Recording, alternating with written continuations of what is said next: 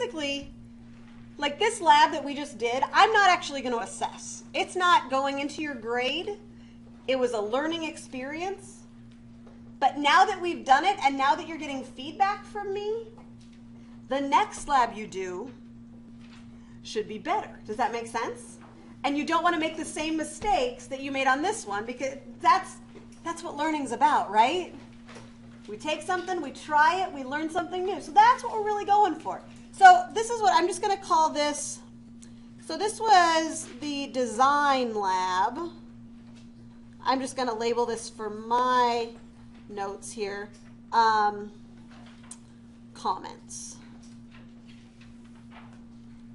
The first thing that I wanted to say is that I was really, really impressed with you all in the way that you were able to work with that, like trying to get numerical questions. And I know that was kind of hard, right? Like, oh, we have to think about something that we can actually collect data on.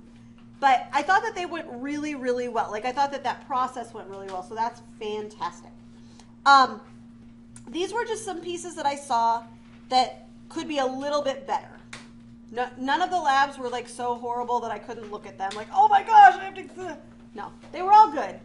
But they were just little bits. So there were kind of two, well, most of my comments have to do with the graphs, since that's the part that you did by yourself. And that's fine. The first thing that I want to tell you about graphs, in physics, this doesn't necessarily go for biology or for chemistry or environmental science, okay? But in physics, remember, we're always looking for those numerical things. Our graphs are always, or I should say almost always, because there's always an exception, right? Like, oh, except this time. Almost always, your graphs are going to be scatter plots.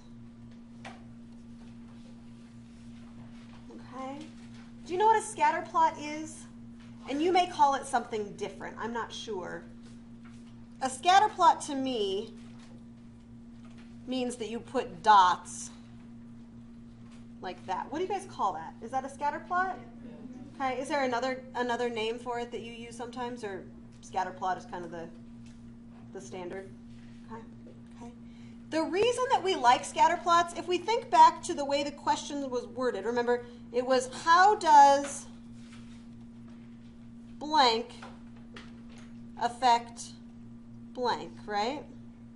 And this thing was the independent variable. And this one was the dependent.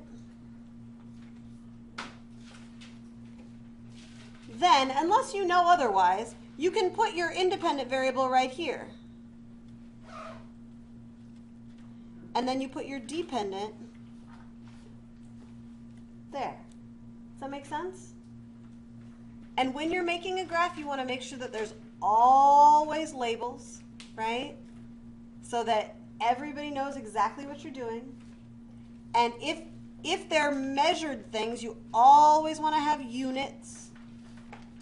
My guess is that these are not things that are new to you. Is this stuff you've heard before?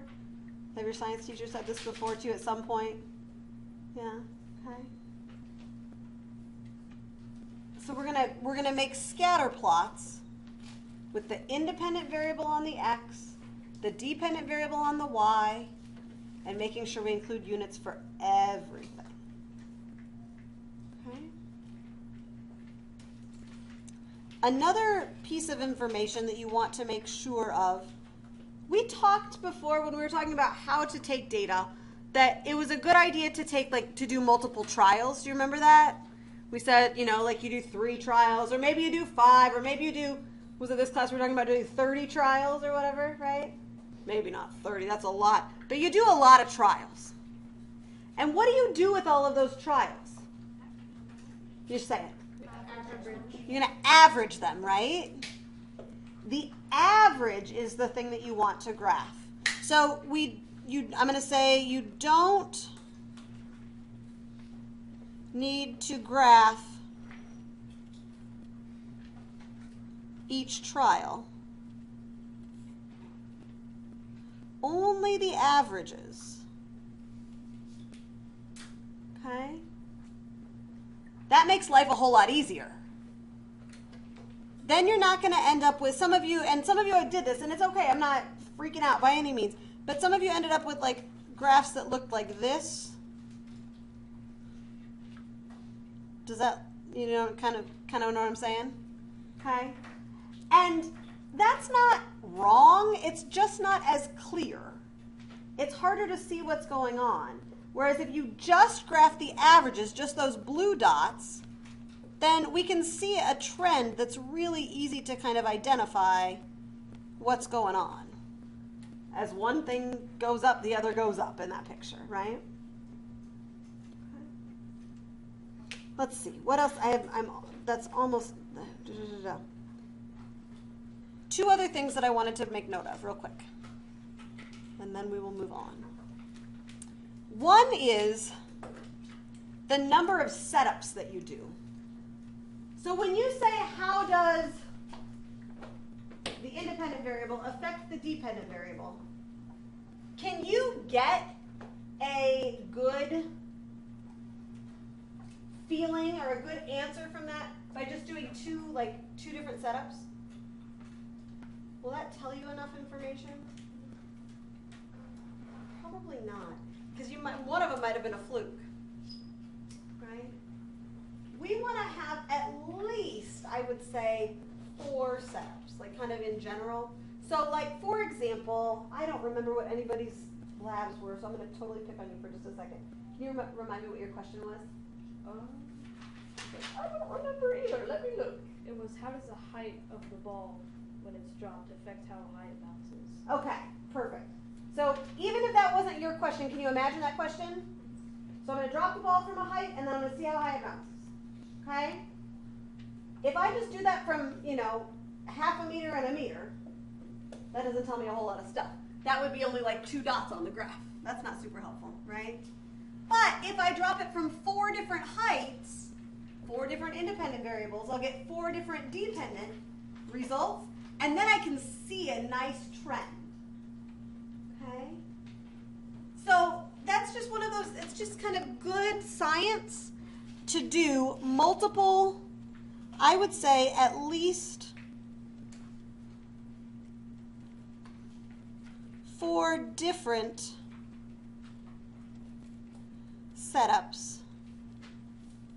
By that I mean different values for the independent variable.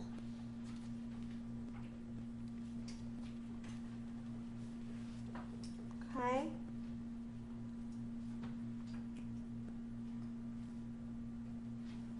And then the very last thing that I had written down here was that for each of those setups, or each of those values of the independent variable, we talked about this before, making sure that you take enough data, right? You get enough data so that you have consistent results.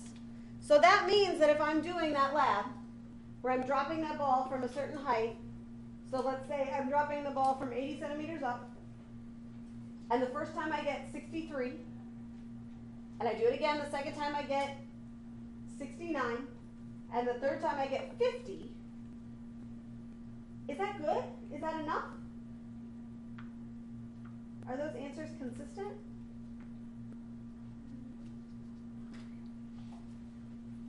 So maybe let's do it a few more times so we can get consistent values.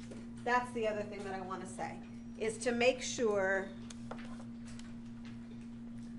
to do enough. Let me see if I can spell.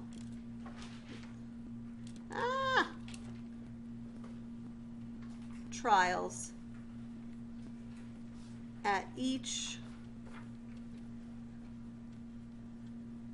independent variable for consistent results.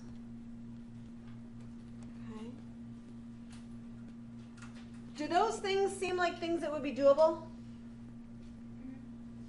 Okay. Nothing too wild and crazy in there, right? I'm not like trying to throw you off the deep end or anything like that. Do you have any questions about that stuff? You ready to get up and move around and do a lab? Yes, please? Okay. All right, let me get this stopped.